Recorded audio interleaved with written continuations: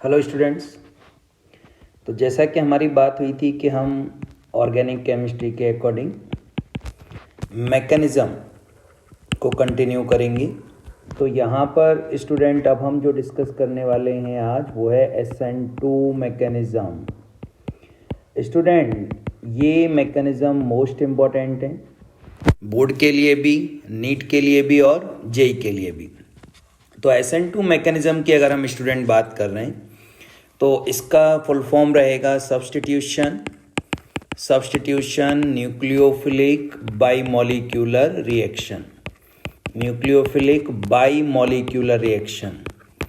तो student bimolecular reaction यानी कि रेट ऑफ रिएक्शन इसका क्या रहेगा, 2 रहेगा। यानी ऑर्डर ऑफ रिएक्शन कितना रहेगा, 2। रेट के रेस्पेक्ट में पावर में क्या आ जाएगा, कंसंट्रेशन की पावर 2। वो कैसे आएगा वो पहले देख लेते हैं। तो फर्स्ट ऑफ ऑल तो ये स्टूडेंट कि जो SN2 मैकेनिज़्म है ये एल्काइल हैलाइड के अकॉर्डिंग अगर मैं ऑर्डर की बात करता हूँ तो RI में सबसे ज़्यादा फास्ट होगा, then RBr, then RCl, then RF, क्योंकि गुड लिविंग ग्रुप, राइट। तो this is the reactivity order of halide. ये कई बार पूछा गया है कंपटीशन में ऑफ, ठीक है ना, एल्काइल हैलाइड। और स्टूडेंट अगर मैं हैलाइड्स के रेस्पेक्ट में बात कर रहा हूँ तो ऑर्डर ये रहेगा, और अगर एल्काइल के रेस्पेक्ट में बात करते हैं तो मिथाइल ग्रुप जो रहेगा उसकी रिएक्टिविटी सबसे ज़्यादा होगी। उसके बाद स्टूडेंट रिएक्टिविटी क्या करेगी, डिक्रीज करेगी। यानी कि मीनिंग ये हुआ कि अगर हिंडर्ड ग्रुप इंक्रीज हो रहा है, क्या इंक्रीज हो रहा है, हिंडर्ड मतलब जिनका मॉलिक्यूलर साइज लार्ज है, तो उसके रेस्पेक्ट में यहाँ पर रिएक्टिविटी ऑर्डर अफेक्ट करेगा किसका, SN2 का। क्योंकि SN2 रिएक्शन में लेस हिंडर्ड स्टूडेंट याद रखना है, less hindered followed SN2 mechanism. तो अब हम आगे चलते हैं स्टूडेंट, ये बात हमारी क्लियर हो गई। तो पहले मैं अकॉर्डिंग टू NCERT एग्जाम्पल लेता हूँ, फिर मैं आपको न्यूक्लियोफिलिक के ऑर्डर भी बताता हूँ कुछ में। तो जैसे हम मिथाइल क्लोराइड ही ले रहे हैं स्टूडेंट, और इसको मुझे रिएक्शन कराना है न्यूक्लियोफाइल के साथ, तो हमने OH- लिया। तो यहाँ पर स्टूडेंट क्या होगा कि हमारा प्रोडक्ट बनेगा OHCH3 + Cl-।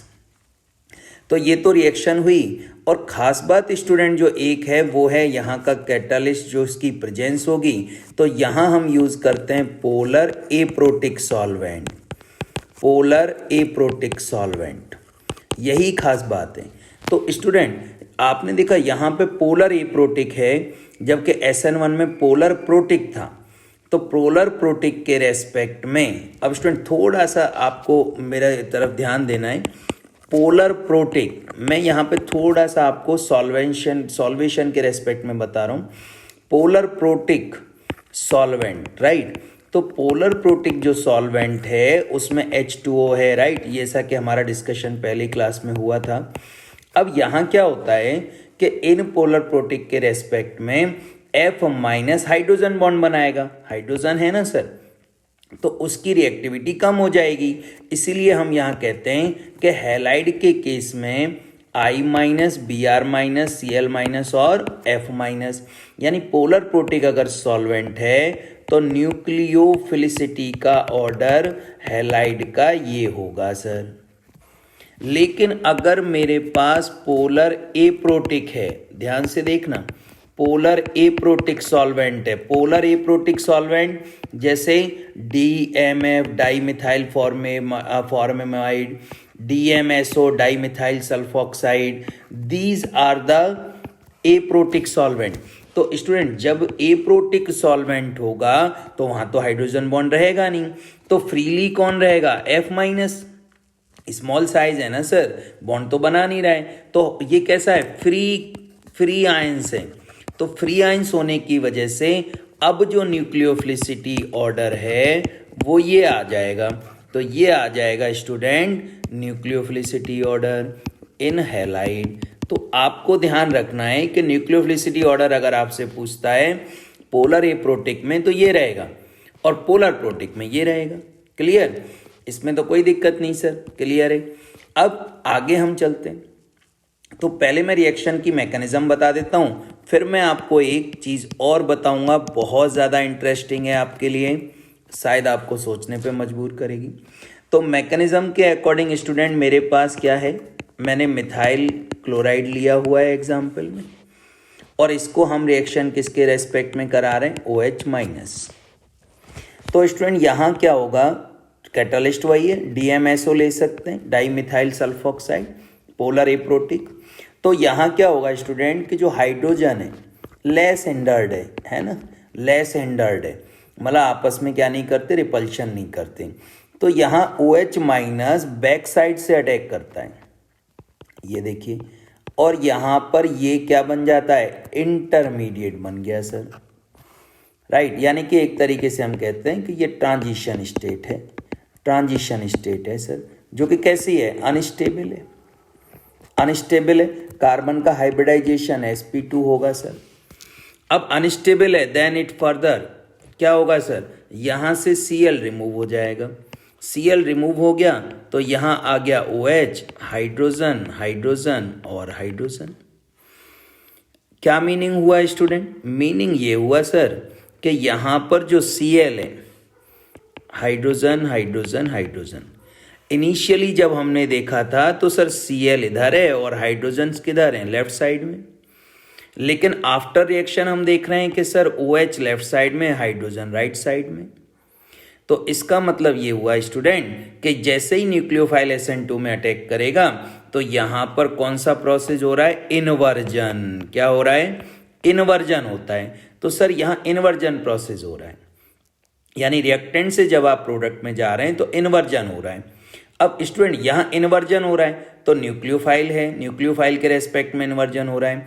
तो खास बात ये है कि यहाँ पर OH कहाँ अटैक कर रहा है सर, बैक साइड में। यहाँ तो कोई कंट्रोवर्सी नहीं है, जैसे SN1 में तो कंट्रोवर्सी थी सर, लेफ्ट में भी आ सकता है, राइट में भी आ सकता है। तो यहाँ कंट्रोवर्सी नहीं है, हमेशा लेफ्ट में ही जाएगा, इसीलिए इसको कहेंगे स्टीरियो स्पेसिफिक रिएक्शन। यानी कि आपने देखा था SN1 नॉन स्टीरियो स्पेसिफिक है और ये स्टीरियो स्पेसिफिक रिएक्शन है। क्लियर है स्टूडेंट। तो यहाँ पर हम डिस्कस कर चुके हैं अभी अभी कि यहाँ पर जो हाइड्रोजन है लेस हिंडर्ड है, हमेशा SN2 मैकेनिज्म फॉलो होगी। इंपॉर्टेंट ये है कि यहाँ पे क्या होगा, इन्वर्जन होगा सर। क्या होगा, इन्वर्जन होता है सर। तो इन्वर्जन होगा, इस वजह से कैसी रिएक्शन है, स्टीरियो स्पेसिफिक है सर। ट्रांजिशन स्टेट बनेगी जो कि अनस्टेबल है। और सर यहाँ पर अब आप देखिए यहाँ पर क्या हो रहा है सर, यहाँ पर जो रेट ऑफ रिएक्शन की अगर हम बात करेंगे तो वो किस पर डिपेंड करेगा सर, CH3Cl पर और OH माइनस पर। तो आप देख सकते हैं यहाँ पर ऑर्डर ऑफ रिएक्शन कितना आ गया, 2। That's why it is called as bimolecular reaction, या आप इसको कह सकते हैं सेकेंड ऑर्डर रिएक्शन। तो इसीलिए स्टूडेंट इसको बाई मॉलिक्यूलर ऑर्डर बोला जाता है, या फिर 2 के रेस्पेक्ट में सेकेंड ऑर्डर भी बोल सकते हैं कि सर ये सेकेंड ऑर्डर काइनेटिक रिएक्शन है। अब स्टूडेंट जैसा कि हमारा अभी मैंने आपको लेक्चर में बताया था कि सर पोलर एप्रोटिक सॉल्वेंट होगा तो उसके रेस्पेक्ट में F माइनस ज़्यादा न्यूक्लियोफिलिसिटी शो करेगा। अब स्टूडेंट ये क्वेश्चन आपके लिए, आपने एक हेलोएल्केन हेलोरीन्स में पढ़ा है वॉल्डन इन्वर्जन, है ना, वॉल्डन इन्वर्जन सभी ने पढ़ा होगा, जिसमें कि NaI और ड्राई एसीटोन कैटालिस्ट है, राइट, ड्राई एसीटोन कैटालिस्ट है, और वहाँ पर हमारे पास जो भी हैलाइड है वो किस में कन्वर्ट हो जाता है स्टूडेंट, आयोडीन में, है ना, आइडो एल्केन बना लेता है। खास बात ये है कि वॉल्डन इन्वर्जन मतलब क्या फॉलो कर रहा है, SN2 मैकेनिज्म।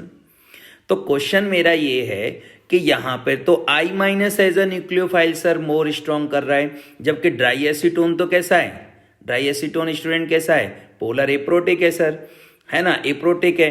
तो एप्रोटिक में तो सर NaF होना चाहिए, यानी कि F माइनस।